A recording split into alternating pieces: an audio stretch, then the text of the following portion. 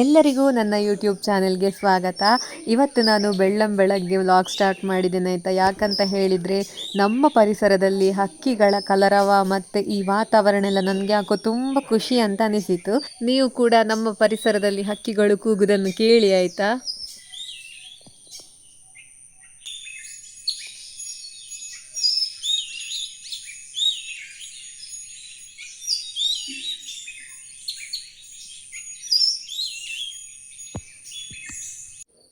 ನಮಗೆ ಇವತ್ತು ಬೆಳಗ್ಗಿನ ಉಪಹಾರಕ್ಕೆ ಎಂತ ನೋಡಿ ಅಂತೆ, ನಾವಿದಕ್ಕಿಲ್ವಾ ಹಲಸಿನ ಹಣ್ಣಿನ ಗಟ್ಟಿ ಅಂತ ಹೇಳೋದಾಯ್ತಾ.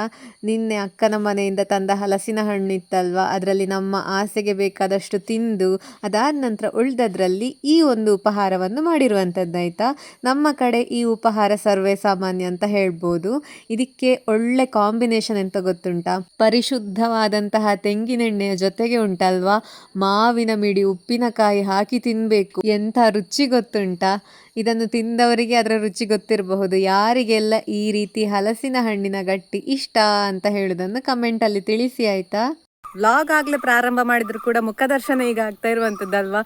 ಈಗ ಎಂತ ಮಾಡ್ತಾ ಇರೋದು ನಾವಂತ ಹೇಳಿದರೆ, ನಾನು ನಿನ್ನೆ ಹೇಳಿದ ಹಾಗೆ ನಮ್ಮ ಮೂಲೆ ಹಂಚಿಗೆ ನೀರು ಹಾಕುವ ಕಾರ್ಯಕ್ರಮಕ್ಕೆ ಬಂದಿದ್ದೇವೆ. ಈಗ ಯಾಕೆ ಕಾರ್ಯಕ್ರಮ ಅಂತ ಹೇಳ್ತಾ ಇರೋದಂತ ಹೇಳಿದರೆ, ನಾವು ಒಂದು ವಿಶೇಷವಾದ ರೀತಿಯಲ್ಲಿ ನೀರು ಹಾಕ್ತಾ ಇದ್ದೇವೆ ಇವತ್ತು. ಯಾಕೆ ಅಂತ ಹೇಳಿದರೆ, ಮೇಲೆ ಅಪ್ಪ ಹೋಗಿ ಎಲ್ಲ ಹಾಕ್ಲಿಕ್ಕೆ ಅದು ಸ್ವಲ್ಪ ಕಷ್ಟ ಆಗ್ತದೆ. ನಮ್ಮದು ತುಂಬ ಎತ್ತರ ಉಂಟು. ಇಲ್ಲಿ ವಿಡಿಯೋದಲ್ಲಿ ಅಷ್ಟು ಎತ್ತರ ಕಾಣ್ತದೆ ಇಲ್ವಾ ಗೊತ್ತಿಲ್ಲ ಹಂಚು, ಹಾಗೆ ಅಲ್ಲಿ ಹೋಗಿ ಹಾಕಲಿಕ್ಕೆ ಕಷ್ಟ ಆಗ್ತದೆ ಅಲ್ವಾ. ಅದಕ್ಕೆ ಬೇಕಾಗಿ ನಾವೊಂದು ಉಪಾಯ ಮಾಡಿದ್ದೇವೆ. ಎಂತ ಅಂತ ತೋರಿಸ್ತೇನೆ ಆಯಿತಾ. ನೋಡಿ ಸುಮಾರು 40 ವರ್ಷ ಹಳೆಯ ಪಂಪ್ ಆಯ್ತಾ ಇದು. ಅಡಿಕೆ ಮರಕ್ಕೆ ಎಲ್ಲ ರೋಗ ಬಾರದ ಹಾಗೆ ಉಂಟಲ್ವಾ, ಮದ್ದು ಸಿಂಪಡಣೆ ಮಾಡುವಂತಹ ಪಂಪ್ ಇದು. ಇದೊಂದು ಸುಲಭ ಹಾಗೂ ಉತ್ತಮ ಉಪಾಯ ಅಂತ ನಾವು ಇದರಲ್ಲಿ ನೀರು ಬಿಡುವ ಅಂತ ಯೋಚನೆ ಮಾಡಿದಾಯ್ತಾ. ಇದರಿಂದ ಇಲ್ವಾ ರಭಸವಾಗಿ ನೀರು ಬಿಡ್ಲಿಕ್ಕೆ ಆಗ್ತದೆ. ನಿಮಗೆ ಅದರ ರಂಧ್ರ ಕೂಡ ಕಾಣ್ತಾ ಇರ್ಬೋದು ಎಷ್ಟು ಪುಟ್ಟದು ಅಂತ. ಹಾಗಾಗಿ ನೀರು ಇದರಲ್ಲಿ ರಭಸವಾಗಿ ಬರ್ತದೆ. ನೀರಿನ ರಭಸ ಹೆಚ್ಚಲಿಕ್ಕೆ ಉಂಟಲ್ವಾ ಈ ರೀತಿ ಗಾಳಿ ಹಾಕಿಕೊಂಡಿರ್ಬೇಕಾಗ್ತದೆ. ನೋಡಿ ಇದಕ್ಕಿಲ್ವಾ 2 ಜನರ ಅವಶ್ಯಕತೆ ಬೇಕಾಗ್ತದೆ, ಒಬ್ಬರು ಗಾಳಿ ಹಾಕ್ಲಿಕ್ಕೆ ಮತ್ತೊಬ್ರು ಬಿಡ್ಲಿಕ್ಕೆ ಅಂತ. ಇದು ತುಂಬಾ ಗಟ್ಟಿ ಕೂಡ ಉಂಟು ನೋಡಿ, ಬಲ ಹಾಕ್ಬೇಕಾಗ್ತದೆ ತುಂಬಾ.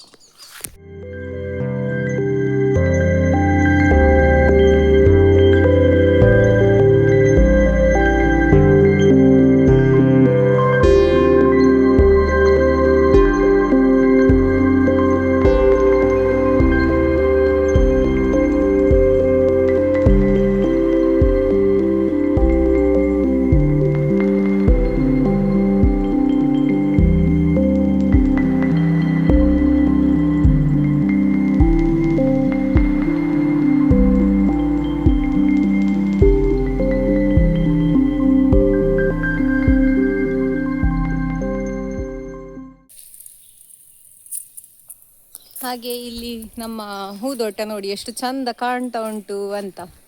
ಅಪ್ಪ ಈ ರೀತಿ ಬಿಡ್ತಾ ಇದ್ದಾರೆ, ಅಮ್ಮ ಇಲ್ಲಿ ನೋಡಿ ಬಿಸಿಲಿಗೆ ಗಾಳಿ ಹಾಕ್ತಾ ಇದ್ದಾರೆ. ಅಲ್ಲಿ ಸೂರ್ಯೋದಯ ನೇರವಾಗಿ ಆಗಿ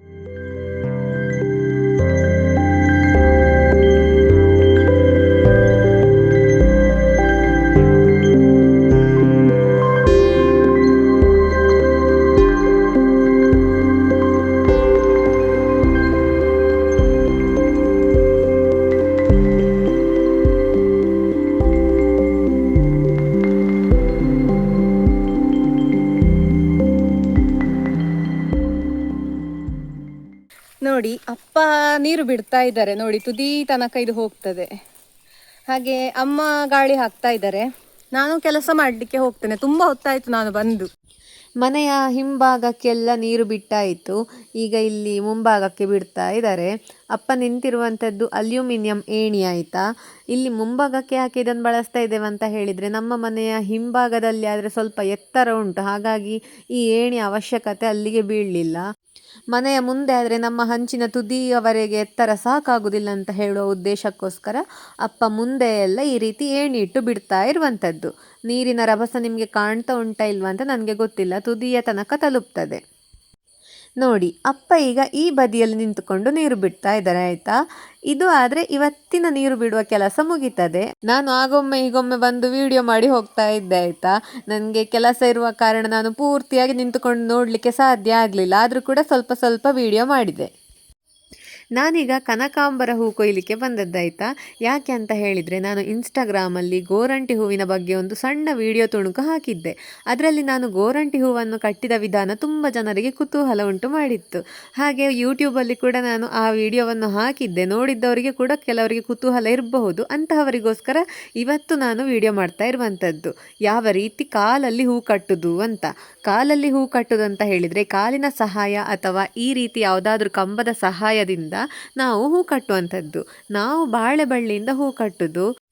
ನಾನೀಗ ತೋರಿಸಿದ ಹಾಗೆ ಒಂದು ಕಂಬ ಅಥವಾ ನಮ್ಮ ಕಾಲಿನ ಬೆರಳಿನ ಸಹಾಯದಿಂದ ಈ ರೀತಿ ಬಳ್ಳಿಯನ್ನು ನಮ್ಮ ಬಟ್ಟೆಗೆ ಕಟ್ಟಿಕೊಳ್ಬೇಕು. ಅದರ ಜೊತೆಗೊಂದು ಹೆಚ್ಚುವರಿ ದಾರ ಕಟ್ಟಿಕೊಂಡು ಒಂದೇ ಬದಿಗೆ ಎರಡೆರಡು ಈ ರೀತಿ ಹೂವನ್ನಿಟ್ಟುಕೊಂಡು ಕಟ್ಟುತ್ತಾ ಬರಬೇಕಾಯ್ತಾ. ಹೆಚ್ಚುವರಿ ದಾರದ ಸಹಾಯದಿಂದ ಹೂವನ್ನು ಕಟ್ಟುವಂಥದ್ದು. ಎರಡೆರಡೇ ಹೂ ಇಡಬೇಕಂತ ಎಂತ ಇಲ್ಲ, ಒಂದು ಹೂ ಇಟ್ಟರು ಕೂಡ ಆಗ್ತದೆ. ಎರಡೆರಡು ಹೂ ಇಟ್ಟರೆ ಉಂಟಲ್ವಾ, ಗೊಂಚಲಾಗಿ ತುಂಬ ಚಂದ ಕಾಣ್ತದೆ ಅಂತ ಹೇಳುವ ಉದ್ದೇಶಕ್ಕೋಸ್ಕರ ಹಾಗೆ ಮಾಡುವಂಥದ್ದು. ಇಲ್ಲಿ ನೀವು ನೋಡ್ತಾ ಇರಬಹುದು ಎಷ್ಟು ಚಂದ ಬಂದಿದೆ ಅಂತ. ಇದನ್ನೊಂದೆರಡು ಸಲ ನೋಡಿ ಹೂ ಕಟ್ಟಿ ಎಲ್ಲ ಅಭ್ಯಾಸ ಆದ ನಂತರ ಸುಲಲಿತವಾಗಿ ಕಟ್ಟಲಿಕ್ಕೆ ಸಾಧ್ಯ ಆಗ್ಬೋದು. ಇವತ್ತು ನಮಗೆ ಊಟಕ್ಕೆ ಇಲ್ವಾ, ಗುಜ್ಜೆ ಪಲ್ಯ ಮತ್ತು ಬೆಂಡೆಕಾಯಿ ಸಾಂಬಾರು ಮಾಡಿದ್ರು ಅಮ್ಮ. ಬೆಂಡೆಕಾಯಿ ಸಾಂಬಾರು ನಾನು ಊಟ ಮಾಡಲಿಲ್ಲ. ನಾನು ಗುಜ್ಜೆ ಪಲ್ಯ ಇದ್ರೆ ಬೇರೆ ಎಂತ ಕೂಡ ಮುಟ್ಟುದಿಲ್ಲ ಆಯ್ತಾ. ಗುಜ್ಜೆ ಪಲ್ಯವೇ ಸಾಕಾಗ್ತದೆ ನನಗೆ. ಇವತ್ತೆಂತ ನಾನು ಮಾರ್ಗಕ್ಕೆ ಬೇಗ ಬಂದಿದ್ದೇನಂತ ಯೋಚನೆ ಮಾಡ್ತಾ ಇರ್ಬೋದು ಕೆಲವರು. ಯಾಕೆ ಅಂತ ಹೇಳಿದರೆ, ಊಟ ಎಲ್ಲ ಆಯಿತು, ಹಾಗೆ ಸ್ವಲ್ಪ ಕೆಲಸ ಇವತ್ತು ಕಡಿಮೆ. ಹಾಗೆ ನಾನು ಹೇಳಿದ್ದೆ ಅಲ್ವಾ, ಮಾರ್ಗಕ್ಕೆ ಕಾಂಕ್ರೀಟ್ ಮಿಶ್ರಣವನ್ನು ಹಾಕಿದ್ದು ತೋರಿಸ್ತೇನೆ ಅಂತ. ನಾನು ಕೂಡ ನೋಡಲಿಲ್ಲ ಆಯಿತಾ. ಬಂದು ಈಗ ಹೋಗಿ ನೋಡಬೇಕು, ನಿಮಗೆ ಕೂಡ ತೋರಿಸ್ತೇನೆ. ಅಮ್ಮ ಅಲ್ಲಿ ಹೂ ಗಿಡಗಳ ಆರೈಕೆ ಮಾಡ್ತಾ ಇದ್ದಾರೆ ಆಯಿತಾ. ಹಾಗೆ ಹೋಗಿ ನೋಡಿ ಬರ್ತೇನೆ. ಮತ್ತು ಇದನ್ನೆಲ್ಲ ನೋಡುವಾಗ ಮಲ್ಲಿ ಇಲ್ಲ, ಅವಳು ಸಂಬಂಧಿಕರ ಮನೆಗೆ ಹೋಗಿದ್ದಾಳೆ ಆಯಿತಾ. ಹಾಗೆ ಇಲ್ಲದಿದ್ದರೆ ಓಡಿಕೊಂಡು ಬರ್ತಾ ಇದ್ಲು, ಅವಳ ನಾಯಿ ಬೊಗಳ್ತಾ ಉಂಟು. ಕಾಣ್ತಾ ಉಂಟಾ ಎಲ್ಲ ಹೀಗೆ ಹಾಕಿದ್ದು. ಇಲ್ಲಿ ಹತ್ತಲಿಕ್ಕೆ ತುಂಬ ಕಷ್ಟ ಆಗ್ತದೆ, ಅದಕ್ಕೋಸ್ಕರ ಹಾಕಿರುವಂಥದ್ದು. ಬ್ಯಾಕ್ ಕ್ಯಾಮರಾದಲ್ಲಿ ತೋರಿಸ್ತೇನೆ ಆಯಿತಾ. ನೋಡಿ ಹಾಕಿದ್ದೆಷ್ಟಂತ, ಹೇಗೆ ಅಂತ. ಇಷ್ಟೇ ಹಾಕಿಟ್ಟಿದ್ದಾರೆ. ಅಲ್ಲಿ ಕೂಡ ಇಲ್ಲ, ಇಲ್ಲಿ ಕೂಡ ಇಲ್ಲ. ಇಲ್ಲಿ ಹಾಕಿದ್ದನ್ನು ನೋಡಿ ಅಂತೆ, ಯಾರೋ ತೆಕ್ಕೊಂಡು ಹೋಗಿದ್ದಾರೆ. ನಾನು ಮಲ್ಲಿಯನ್ನು ಹುಡುಕಿಕೊಂಡು ಬಂದು ಎಲ್ಲಿಗೋ ಸುತ್ತಾಡಲಿಕ್ಕೆ ಹೋಗುದಂತ ಅನಿಸಿ ಬರ್ತಾ ಉಂಟು ನಾಯಿ ಕೂಡ. ಕಾದು ನಿಂತಿದೆ, ಬರುದಿಲ್ವ ಇಲ್ಲಿ ಕೆಳಗೆ ಹೋಗುದಿಲ್ವಾ ಅಂತ ನೋಡಿ. ಎಲ್ಲ ಹೋದ್ರು ಕೆಳಗೆ. ನಾನು ಹೆಚ್ಚಿನ ವಿಡಿಯೋಗಳಲ್ಲಿ ತೋರಿಸಿದ ಹಾಗೆ ಈ ಸಲ ಕೂಡ ಪೇರಳೆ ತೋರಿಸ್ತಾ ಇದ್ದೇನೆ. ಕೊನೆಯ ಪೇರಳೆಯನ್ನು ಪಕ್ಷಿ ತಿಂದು ಅಲ್ಲಿಗೆ ಮುಗಿಸಿತ್ತು, ಹಾಗಾಗಿ ಕೊನೆಯ ಪೇರಳೆ ಸಿಗಲಿಲ್ಲ. ಇನ್ನು ತುದಿಯಲ್ಲಿ ಸಣ್ಣ ಸಣ್ಣದುಂಟಷ್ಟೇ, ಅದು ಬೆಳೆದು ನಮ್ಮ ಕೈಗೆ ಸಿಗುವಾಗ ಸ್ವಲ್ಪ ಸಮಯ ಆಗ್ಬೋದು. ನಾನು ಮಾರ್ಗ ಎಲ್ಲ ನೋಡಿ ಬಂದೆ, ಇನ್ನು ಮನೆಗೆ ಹೋಗುದು. ಜಾಸ್ತಿ ಬಿಸಿಲಲ್ಲಿ ನಿಂತರೆ ಆಗುದಿಲ್ಲ. ಮೊದಲೇ ನಮ್ಮ ಕಡೆ ಸೆಕೆ ಜಾಸ್ತಿ, ಬಿಸಿಲು ಕೂಡ. ಹಾಗಿರುವಾಗ ಸುಮ್ಮನೆ ತಲೆನೋವೆಲ್ಲ ಬರ್ತದೆ. ಅದಾದ ನಂತರ ಇನ್ನು ಸಂಜೆ ಹೋಗ್ತೇನೆ ಅಲ್ಲಿಗೆ. ನೋಡಿ ಅಂತೆ ಅಪ್ಪ ಅಟ್ಟದಲ್ಲಿ ಎಂತ ಮಾಡ್ತಾ ಇದ್ದಾರೆ ಗೊತ್ತುಂಟಾ. ನಮಗೆ ಈ ಸಲದ ಬಳಕೆಗೆ ಬೇಕಾದಂತಹ ತೆಂಗಿನ ಎಣ್ಣೆಗೆ ತೆಂಗಿನಕಾಯಿಗಳನ್ನೆಲ್ಲ ಕೆಳಗೆ ಹಾಕ್ತಾ ಇದ್ದಾರೆ ಆಯಿತಾ. ಒಳಗೆ ಕೊಬ್ಬರಿ ಆಗಿರುವಂತಹ ತೆಂಗಿನಕಾಯಿಯನ್ನೆಲ್ಲ ಒಡೆದು ಬಿಸಿಲಲ್ಲಿ ಚೆನ್ನಾಗಿ ಒಣಗಿಸಿ ಗಾಣಕ್ಕೆ ಕೊಟ್ಟರೆ ಉಂಟಲ್ವಾ, ನಮಗೆ ಪರಿಶುದ್ಧವಾದಂತಹ ನಮ್ಮದೇ ಮನೆಯಲ್ಲಿ ಬೆಳೆದ ತೆಂಗಿನಕಾಯಿಯ ಎಣ್ಣೆ ಸಿಗ್ತದೆ ಆಯಿತಾ. ನಿಮಗೆಲ್ಲ ಗೊತ್ತಿರುವ ಹಾಗೆ ನಮ್ಮ ಮಂಗಳೂರು ಭಾಗದಲ್ಲಿ ಉಂಟಲ್ವಾ, ಅಡಿಗೆಗೆಲ್ಲ ಮುಖ್ಯವಾಗಿ ನಾವು ತೆಂಗಿನೆಣ್ಣೆಯನ್ನೇ ಬಳಸುವಂಥದ್ದು. ಅಟ್ಟದ ಸಲಾಕೆಯನ್ನು ಸ್ವಲ್ಪ ಸರಿಸಿ ಉಂಟಲ್ವಾ, ಅಪ್ಪ ಅಲ್ಲಿಂದಲೇ ಕೆಳಗೆ ತೆಂಗಿನಕಾಯಿಯನ್ನು ಈ ರೀತಿ ಉಪಾಯವಾಗಿ ಹಾಕುವಂಥದ್ದಾಯ್ತಾ. ನಾನು ನಿಮಗೆ ಕೆಳಗಿನಿಂದ ಕೂಡ ತೋರಿಸ್ತೇನೆ ವಿಡಿಯೋದಲ್ಲಿ ನೋಡಿ. ಇದೆಲ್ಲ ಈಗ ಕೆಳಗೆ ಹಾಕ್ತಾ ಇರುವಂಥದ್ದಾಯ್ತಾ. ಇನ್ನು ಇದನ್ನು ಯಾರಾದರೂ ತೆಂಗಿನಕಾಯಿ ಒಡೆಯವರನ್ನು ಕರೆಸಿ ಒಡೆಯುವಂಥದ್ದು. ಇವತ್ತಿನ ಕೆಲಸ ಆಯಿತು, ಲಾಗೌಟ್ ಆಯಿತು. ಇನ್ನು ಸೋಮವಾರ ಲ್ಯಾಪ್ಟಾಪ್ ಓಪನ್ ಮಾಡೋದಂತ ನನಗೆ ತುಂಬ ಖುಷಿ ಆಯಿತಾ.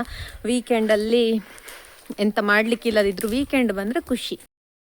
ನೋಡಿ ಅಂತೆ ಹೇಗೆ ಬಿದ್ದುಕೊಂಡುಂಟು, ಹಾಸಿಗೆ ಹಾಗೆ ಉಂಟು ನಕ್ಷತ್ರ ನೇರಳೆ. ಹಾಗೆ ಮರದಲ್ಲಿ ಅಂದರೆ ಗಿಡ, ದೊಡ್ಡ ಮರ ಎಂತಲ್ಲ, ಗಿಡದಲ್ಲಿ ನೋಡಿ ಮತ್ತೆ ಮುಗ್ಗು ಬಿಟ್ಟಿದೆ, ಎಲ್ಲ ಕಾಣ್ತಾ ಇರ್ಬೋದು ನಿಮಗೆ.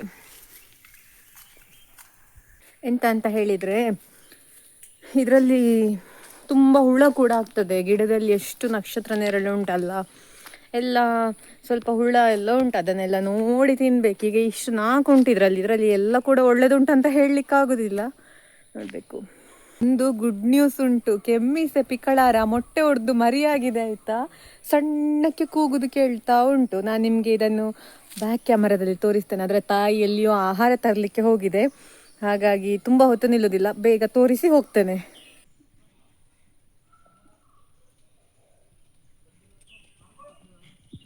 ಅದರ ತಾಯಿ ಬಂದಿದೆ ಅಂತ ತಿಳ್ಕೊಂಡು ಕೂಳಿಗಾಗಿ ಪರದಾಡುವಂತಹ ಒಂದು ದೃಶ್ಯ ನೋಡಿ ಅಂತ, ಎಷ್ಟು ಚಂದ ಅಲ್ಲ. ಪಕ್ಷಿಗಳ ಒಂದು ಪುಟ್ಟ ಜೀವನ ಚಕ್ರ ಆದರೂ ಕೂಡ ಉಂಟಲ್ಲ, ನೋಡಲಿಕ್ಕೆ ಎಷ್ಟು ಖುಷಿ ಆಗುದಲ್ವಾ. ಸಣ್ಣದಿರುವಾಗೆಲ್ಲ ಇಲ್ವಾ ನನಗೆ ಆಸೆ ಆಗೋದು, ನಾನು ಪಕ್ಷಿಯಾಗಿರಬೇಕಿತ್ತು, ಎಷ್ಟು ಒಳ್ಳೆಯದು, ಪರೀಕ್ಷೆ ಇಲ್ಲ, ಓದಲಿಕ್ಕಿಲ್ಲ, ಪಾಠ ಕೇಳಲಿಕ್ಕಿಲ್ಲ, ಹೀಗೆಲ್ಲ ಯೋಚನೆಗಳು. ನನಗೆ ಶಾಲೆಗೆ ಹೋಗುವಾಗ ತುಂಬ ಪರೀಕ್ಷೆ ಎಲ್ಲ ಬರುವಾಗ ತುಂಬ ಕಷ್ಟ ಅನಿಸೋದು, ಓದಬೇಕಲ್ಲ ಇನ್ನೂ ಅಂತ. ಹಾಗೆ ಆಗುವಾಗ ಯಾವತ್ತೂ ನಾನು ಅಂದ್ಕೊಳ್ಳೋದು, ಪಕ್ಷಿ ಆದರೆ ಎಷ್ಟು ಚಂದ, ಹಾರಾಡಿಕೊಂಡು ತಿಂಡಿ ತಿಂದುಕೊಂಡೆಲ್ಲ ಇದ್ರೆ ಆಯಿತು ಅಂತ. ಆದರೆ ಆನೆ ಬಾರ ಆನೆಗೆ, ಇರುವೆ ಬಾರ ಇರುವೆಗೆ ಅಂತ ಒಂದು ಗಾದೆ ಉಂಟಲ್ಲ, ಅದೆಲ್ಲ ಮತ್ತೆ ನಮಗೆ ರಿಯಲೈಸ್ ಆಗುವಂಥದ್ದು. ಪಕ್ಷಿಗಳಿಗೂ ಅದರದ್ದೇ ಆದ ಕಷ್ಟ ಉಂಟು. ಈ ಒಂದು ಜಗತ್ತಲ್ಲಿ ಅವುಗಳನ್ನು ಬೇಟೆಯಾಡುವ ಎಷ್ಟೋ ಒಂದು ಬೇಟೆಗಾರರಿಂದ ರಕ್ಷಿಸಿಕೊಳ್ಬೇಕು. ಬಿಸಿಲು ಮಳೆ ಅಂತ ನೋಡದೆ ಹಾರಾಡ್ತಾ ಇರಬೇಕು, ಅವುಗಳ ಹೊಟ್ಟೆಪಾಡು ನೋಡ್ಕೊಳ್ಬೇಕು. ಪುಟ್ಟ ಜೀವನ ಚಕ್ರ, ಆ ಒಂದು ಅವಧಿಯಲ್ಲಿ ಎಷ್ಟೆಲ್ಲ ಕಷ್ಟಗಳನ್ನು ಅನುಭವಿಸಬೇಕೋ ಗೊತ್ತಿಲ್ಲ ಅಲ್ವಾ. ಹಾಗೆ ನಾನೀಗ ನನ್ನ ವಾಯುವಿಹಾರಕ್ಕೆ ಹೋಗಿ ಬೇಗ ಬಂದದ್ದು ಎಂತಕ್ಕಂತ ಹೇಳಿದರೆ, ನನಗೆ ಗೋಬಿ ಮಂಚೂರಿ ಮಾಡಲಿಕ್ಕೆ ಉಂಟು. ತುಂಬ ಅಂತ ಹೇಳಿದರೆ ತುಂಬ ದಿವಸ ಆಯಿತು ತಿನ್ನದೆ, ತುಂಬ ನನಗೆ ನೆನಪೇ ಬರ್ತಾ ಇಲ್ಲ ಯಾವಾಗ ತಿಂದದ್ದಂತ. ಹಾಗೆ ಅಪ್ಪ ಪೇಟೆಯಿಂದ ಹೂಕೋಸು ಕೂಡ ತಂದಿದ್ರು. ಅಪ್ಪನಿಗೆ ಹೂಕೋಸಿದ್ದು ಪದಾರ್ಥ ಆಗಲಿ ಮತ್ತು ಇಂಥ ಗೋಬಿ ಮಂಚೂರಿ ಎಲ್ಲ ಅಷ್ಟು ಇಷ್ಟ ಆಗೋದಿಲ್ಲ, ಹಾಗಾಗಿ ನಮ್ಮಲ್ಲಿ ಹೂಕೋಸಿನ ಪದಾರ್ಥ ತುಂಬ ಕಡಿಮೆ ಮಾಡೋದು. ಹಾಗೆ ನನಗೆ ಮತ್ತು ಅಮ್ಮನಿಗೆ ತಿನ್ನಲಿಕ್ಕೆಲ್ಲ ತರ್ತಾರೆ ಅಪ್ಪ. ಗೋಬಿ ಮಾಡುವ ಅಂತ ಆಸೆ ಆಯಿತು, ಗೋಬಿ ಮಂಚೂರಿ. ಹಾಗೆ ಅದೆಲ್ಲ ಮಾಡಿ ಮತ್ತೆ ನಾನು ನಿಮಗೆ ಸಿಗ್ತೇನೆ ಆಯಿತಾ. ನೋಡಿ, ಅಷ್ಟರಲ್ಲಿ ಮೊಬೈಲೆಲ್ಲ ಚಾರ್ಜಿಗೆ ಇಟ್ಟು ಗೋಬಿ ಮಂಚೂರಿ ಎಲ್ಲ ಮಾಡಿ ಪ್ಲೇಟಿಗೆ ಹಾಕಿ ತಂದು ಕೂಡ ಆಯಿತು ನನಗೆ. ನೋಡಿದ್ರಿ ಅಲ್ಲ, ಗೋಬಿ ಮಂಚೂರಿ ನಾನು ಸಾಮಾನ್ಯವಾಗಿ ಮಾಡ್ತಾ ಇರ್ತೇನೆ. ನನಗೆ ಗೋಬಿ ಮಂಚೂರಿ ಮತ್ತು ಪಾಸ್ತಾ, ಪಿಜ್ಜಾ ಇಂಥದ್ದೆಲ್ಲ ಈಗಿನ ಆಧುನಿಕ ಅಡುಗೆಗಳು ಕೂಡ ಮಾಡಲಿಕ್ಕೆ ತುಂಬ ಇಷ್ಟ ಆಗ್ತದೆ. ಹಾಗೆ ಇನ್ನಿತರ ನಾವು ಸಾಮಾನ್ಯವಾಗಿ ಮಾಡುವ ಅಡುಗೆ ಕೂಡ ನನಗೆ ಅಡುಗೆ ಅಂತ ಹೇಳಿದರೆ ಇಷ್ಟವೇ. ನಾನು ಅಡುಗೆ ಕಲಿತದ್ದು ಮಂಚೂರಿ ಮಾಡಿಯೇ, ಆದರೆ ಗೋಬಿ ಮಂಚೂರಿ ಅಲ್ಲ, ಬಾಳೆಕಾಯಿ ಮಂಚೂರಿ ಮಾಡಿದ್ದಾಯ್ತಾ. ಸುಮಾರು ಒಂದು 7ನೇ ಕ್ಲಾಸಲ್ಲಿ ಇರಬಹುದಾ ಅಂತ ನನ್ನ ಒಂದು ನೆನಪು, ಅದಕ್ಕಿಂತ ಮೊದಲ ಮತ್ತೆ ಅಂತ ಕೂಡ ನನಗೆ ನೆನಪಿಲ್ಲ. ನಾನೇ ಸ್ವತಃ ಒಂದು ಹೊಸ ರುಚಿ ಅಂತ ಬಾಳೆಕಾಯಿ ಮಂಚೂರಿ ಮಾಡಿ, ಅದು ನನಗೆ ಮನೆಯಲ್ಲಿ ಅಕ್ಕನಿಗೆ ಅಮ್ಮನಿಗೆಲ್ಲ ಇಷ್ಟ ಆಗಿತ್ತು ಕೂಡ. ಅದಾದ ನಂತರ ನನಗೆ ಗೊತ್ತಾದದ್ದು ನನಗೆ ಕೂಡ ಅಡುಗೆ ಮಾಡಲಿಕ್ಕೆ ಬರ್ತದೆ ಅಂತ. ಅದಾದ ನಂತರ ಒಂದೊಂದೇ ಹೀಗೆ ಅಡುಗೆಗಳನ್ನು ಕಲಿತುಕೊಂಡು ಹೋದದ್ದಾಯ್ತಾ. ಕೆಲವರು ಹೇಳ್ತಾರೆ ನಮಗೆ ಅಡುಗೆ ಬರುವುದಿಲ್ಲ, ಅಡುಗೆ ಕಲ್ತೆಂತ ಮಾಡ್ಲಿಕ್ಕೆ ಉಂಟು, ನಮಗೀಗ ಆರ್ಡರ್ ಮಾಡಿದರೆ ಸಿಗ್ತದಲ್ಲ ಹೊರಗೆ, ಹಾಗೀಗೆಲ್ಲ ಹೇಳ್ತಾರೆ. ಅದು ನಿಜವೇ. ಆದರೆ ಅಡುಗೆ ಬರೋದ್ರ ಪ್ರಾಮುಖ್ಯತೆ ಯಾವಾಗ ಗೊತ್ತಾಗೋದು ಗೊತ್ತುಂಟ, ಬೆಂಗಳೂರಿನಂತಹ ಮಹಾನಗರಕ್ಕೆಲ್ಲ ಹೋಗಿ ಒಬ್ಬಂಟಿಯಾಗಿ ವಾಸ ಮಾಡುವಂತಹ ಪರಿಸ್ಥಿತಿ ಎಲ್ಲ ಬಂದಾಗ ಇಲ್ವಾ ನಮ್ಮನ್ನು ಕೈ ಹಿಡಿದು ನಡೆಸುವುದೇ ಅಡಿಗೆ ಅಂತ ಹೇಳ್ಬೋದು. ಯಾಕಂತ ಹೇಳಿದ್ರೆ ಇದು ನನ್ನ ವೈಯಕ್ತಿಕ ಅನುಭವ. ನಾನು ಆಫೀಸಿಗೆ ಹೋಗುವಾಗ ಪ್ರತಿದಿನ ಬೆಳಿಗ್ಗೆ 5:15 5:45 ಎಲ್ಲ ಎದ್ದು ನನಗೆ ಬೇಕಾದಂತಹ ಬೆಳಗಿನ ಹಾಗೆ ಮಧ್ಯಾಹ್ನದ ತಿಂಡಿ ಎಲ್ಲ ಮಾಡಿ ಬಾಕ್ಸ್ ಎಲ್ಲ ಪ್ರಿಪೇರ್ ಮಾಡಿ ಮತ್ತೆ ಹೋಗ್ತಾ ಇದ್ದದ್ದು. ನಾನು ಒಬ್ಬಳೇ ಇದ್ರೂ ಕೂಡ ಇಲ್ವಾ, ನಾನು ಅಲ್ಲಿ ಇದ್ದಷ್ಟು ಸಮಯ ಕೂಡ 1 ಬಾರಿ ಅಥವಾ 2 ಬಾರಿ ಏನೋ ಅಷ್ಟೇ ಹೊರಗಡೆಯಿಂದ ಫುಡ್ ಆರ್ಡರ್ ಮಾಡಿರುವಂಥದ್ದು. ಮೊದಲನೆಯದಾಗಿ ನನಗೆ ನಾನು ಮಾಡಿದಂತಹ ಅಡಿಗೆ ತಿನ್ನಲಿಕ್ಕೆ ಇಷ್ಟ. ಹಾಗೆ ನನಗೆ ನನ್ನ ಆರೋಗ್ಯದ ಬಗ್ಗೆ ಕೂಡ ಕಾಳಜಿ ಇತ್ತು. ಬೆಂಗಳೂರಿನಂತಹ ಸಿಟಿಯಲ್ಲಿ ಉಂಟಲ್ವಾ, ನೇರವಾಗಿ ಅಥವಾ ಪರೋಕ್ಷವಾಗಿ ನಮ್ಮ ಆರೋಗ್ಯದ ಮೇಲೆ ಅಲ್ಲಿಯ ವಾತಾವರಣ ಆಗಿರಬಹುದು, ಆಹಾರ ಆಗಿರ್ಬೋದು, ಖಂಡಿತ ಪರಿಣಾಮ ಬೀಳ್ತದೆ. ಹಾಗಿರುವಾಗ ನಮ್ಮ ಕೈಯಲ್ಲಿ ಸಾಧ್ಯವಾದುದನ್ನು ಮಾಡಬಹುದಲ್ವಾ. ಹಾಗಾಗಿ ನನಗೆ ಅಡುಗೆ ಬರುವಂಥದ್ದು ತುಂಬ ಒಂದು ಬೆನಿಫಿಟ್ ಆಯಿತು ಅಂತ ಹೇಳ್ಬೋದು. ಕತೆ ಎಲ್ಲ ಅದಾದ ನಂತರ ಹೇಳುವ. ಈಗ ನಾನು ಮೊದಲು ಮಾಡಿದಂತಹ ಗೋಬಿ ಮಂಚೂರಿ ತಿಂದು ಮತ್ತೆ ಸಿಗ್ತೇನೆ ಆಯಿತಾ. ಗೋಬಿ ಮಂಚೂರಿ ಎಲ್ಲ ತಿಂದಾಯಿತು, ಚೆಂದಾಗಿತ್ತು, ನನಗೆ ಇಷ್ಟವೇ ಗೋಬಿ ಮಂಚೂರಿ ಎಲ್ಲ. ಕೆಲವರೆಲ್ಲ ಹೇಳಬಹುದು ಅದೆಲ್ಲ ಆರೋಗ್ಯಕ್ಕೆ ಹಾಳು, ತಿನ್ನಬಾರ್ದು ಅಂತೆಲ್ಲ. ಆದರೆ ಉಂಟಲ್ವ, ನಮ್ಮ ಮನೆಯಲ್ಲಿ ನಾವೇ ಸ್ವತಃ ತಯಾರಿಸಿದಂತಹ ಸಾಸ್ ಎಲ್ಲ ಹಾಕಿ ಮಾಡಿದರೆ ಅದರಲ್ಲಿ ಆರೋಗ್ಯಕ್ಕೆ ಹಾಳು ಅಂತ ಉಂಟು. ಈಗ ಸಾಂಬಾರೆಲ್ಲ ನಾವು ಮನೆಯಲ್ಲೇ ತಯಾರು ಮಾಡ್ತೇವಲ್ಲ, ಹಾಗಂತ ನಾವು ಹೊರಗಡೆ ತಿನ್ನೋದೇ ಇಲ್ವಾ, ಖಂಡಿತ ತಿಂತೇವೆ. ತಿನ್ನಬೇಕು ಅಂತ ಅನಿಸಿದಾಗ ಎಲ್ಲ ತಿಂತೇವೆ. ರಿಕ್ಷಾ ಹೋಯಿತು. ಆದರೆ ಲಿಮಿಟೆಡ್ ಆಗಿ ತಿನ್ನುವಂಥದ್ದು, ವಾರಕ್ಕೊಮ್ಮೆ ತಿಂಗಳಿಗೊಮ್ಮೆ ಎಲ್ಲ ಹೋಗಿ ತಿನ್ನಲೇಬೇಕಂತ ಎಂತ ಇಲ್ಲ ಆಯಿತಾ. ಮತ್ತು ನಾನು ಬೆಂಗಳೂರಲ್ಲಿದ್ದಾಗ ಕೂಡ ಅಷ್ಟೇ, ನಾನು ಹೊರಗೆ ಹೋಗಿ ತಿಂತಾ ಇದ್ದದ್ದು ತೀರಾ ತೀರಾ ತೀರಾ ಕಡಿಮೆ. ಮತ್ತೊಂದು ನಾನೆಂತ ಹೇಳುದಂತ ಹೇಳಿದ್ರೆ, ಈಗ ಕೆಲವರೆಲ್ಲ ವಾರಕ್ಕೊಮ್ಮೆ ತಿಂಗಳಿಗೊಮ್ಮೆ ಎಲ್ಲ ನಮಗೆ ತಿಂಡಿ ತಿನ್ನಲೇಬೇಕು ಹೊರಗೆ ಅಂತೆಲ್ಲ ಹೇಳ್ತಾರಲ್ಲ, ಅವರದ್ದು ಕೂಡ ತಪ್ಪಿಲ್ಲ. ಎಂತಕ್ಕಂತ ಹೇಳಿದ್ರೆ ಅವರಿಗೆ ಹೇಗೆ ಅಂತ ಹೇಳಿದ್ರೆ, ನಮಗೆ ಇರುವಷ್ಟು ಸಮಯದಲ್ಲಿ ನೆಮ್ಮದಿಯಲ್ಲಿರಬೇಕು, ಹೊಟ್ಟೆಗೂ ನೆಮ್ಮದಿ ಬೇಕು, ನಮಗೂ ನೆಮ್ಮದಿ ಬೇಕು. ಎಷ್ಟು ಸಮಯ ಇರ್ತೇವೋ ಅಷ್ಟು ಸಮಯ ಜಿಲ್ಲಾಗಿರ್ಬೇಕು, ಹಾಗಿರುವ ಮನೋಭಾವ ಇರುವವರಿಗಿಲ್ವಾ? ಇದೆಲ್ಲ ಸರ್ವೇ ಸಾಮಾನ್ಯ. ಅವರ ನಿಟ್ಟಿನಲ್ಲಿ ನಾವು ನಿಂತು ನೋಡಿದಾಗ ಅಥವಾ ಅವರ ಸ್ಥಾನದಲ್ಲಿ ನಾವು ನಿಂತು ನೋಡಿದಾಗ ಉಂಟಲ್ವಾ, ನಮಗೆ ಅದು ಕೂಡ ಹೌದಲ್ವಾ ಅಂತ ಅನ್ನಿಸ್ತದೆ. ಹಾಗೆ ನಮಗೆ ಆರೋಗ್ಯದ ಕಾಳಜಿ ಇದ್ದರೆ ಈ ರೀತಿ ಕೂಡ ಯೋಚನೆ ಮಾಡಬಹುದು. ಎಲ್ಲವೂ ಕೂಡ ಅವರವರ ಅಭಿರುಚಿಗೆ ಬಿಟ್ಟಿರುವಂಥದ್ದು. ಆಹಾರ ವಿಷಯ ಅಂತಲ್ಲ, ಪ್ರತಿಯೊಂದು ಕೂಡ ಅಷ್ಟೇ. ಅವರವರ ಅಭಿರುಚಿ ಹೇಗೆ ಉಂಟು ಅಂತ ಹೇಳುವುದನ್ನು ತಿಳ್ಕೊಂಡು ಅರ್ಥ ಮಾಡಿಕೊಂಡು ಹೋದರೆ ಜೀವನ ಎಷ್ಟು ಸಿಂಪಲ್ ಅಲ್ವಾ? ಇವತ್ತಿಗೆ ಇಷ್ಟು ಸಾಕು ಅಂತ ತಿಳ್ಕೊಳ್ತೇನೆ. ಹಾಗೆ ಯಾವತ್ತು ಹೇಳುವ ಹಾಗೆ ಇವತ್ತಿನ ವಿಡಿಯೋ ಇಷ್ಟ ಆಗಿದ್ರೆ ನನ್ನ ಚಾನೆಲ್ನ ಸಬ್ಸ್ಕ್ರೈಬ್ ಮಾಡಿಕೊಳ್ಳಿ. ನಿಮ್ಮ ಪ್ರೋತ್ಸಾಹ ಹೀಗೇ ಇರಲಿ ಅಂತ ಕೇಳಿಕೊಳ್ತಾ ಮುಂದಿನ ವಿಡಿಯೋದಲ್ಲಿ ಸಿಗ್ತೇನೆ. ಬಾಯ್ ಬಾಯ್.